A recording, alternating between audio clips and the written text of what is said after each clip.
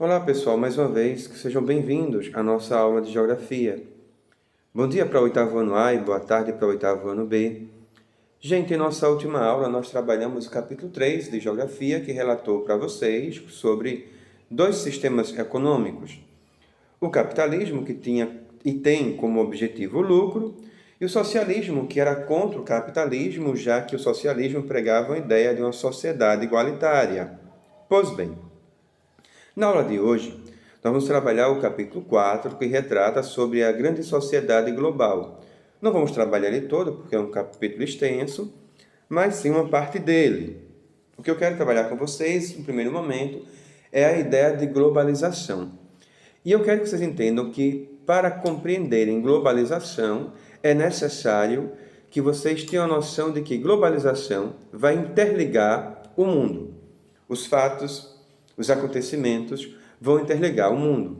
Por exemplo, o que acontece em um lugar repercute em outro. Um exemplo bem claro para vocês. Aqui no Brasil nós temos a floresta amazônica. E, por exemplo, o incêndio que há na floresta amazônica, ele acaba influenciando o mundo inteiro, já que a Amazônia é o pulmão do mundo. Então, isso é um chamado processo de globalização. Acontece aqui, porém, acaba influenciando o mundo inteiro, porque a Amazônia é esse pulmão do mundo. Quando nós trabalhamos globalização, é preciso entender que a globalização ela não começou do dia para a noite.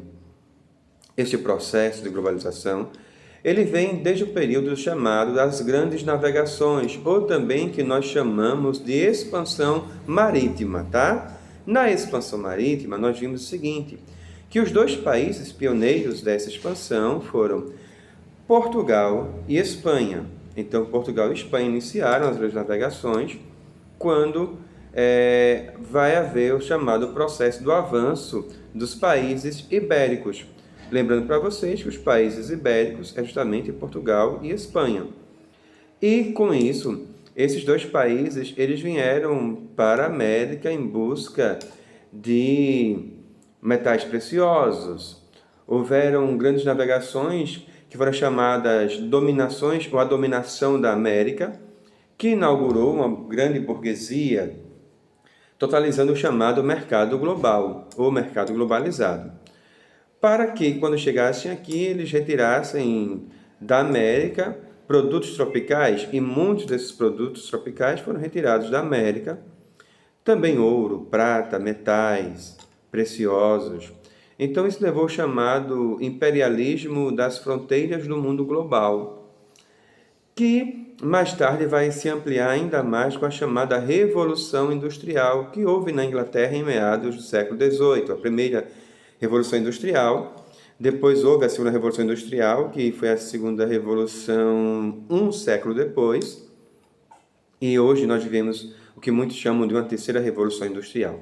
Pois bem, então com a Revolução Industrial vai haver o avanço das comunicações, os meios de transportes como automóveis, aviões, a ampliação da malha ferroviária. Também nesse período surge a ideia dos telégrafos, dos rádios, dos telefones. Então tudo isso vai ampliar a ideia de globalização. E quando chega o período chamado da Segunda Guerra Mundial, já no século XX, os países do globo, do mercado do globo, constituía quase que plenamente uma ampla dominação globalizada, na qual a Europa, a América, a Ásia, a África já estavam tão bem globalizadas e estruturadas que a Segunda Guerra Mundial é uma guerra de armamento bélico muito forte, muito poderoso. E isso vai durante toda a Segunda Guerra Mundial. Então, entendamos que esse processo globalizado, também na Segunda Guerra Mundial, vai influenciar o mundo como um todo, porque esses países estão em guerras, esses países têm armamentos suficientes e também eles têm entre si uma grande comunicação, não é? Então, através disso vai se ampliando ainda mais a globalização, tá ok?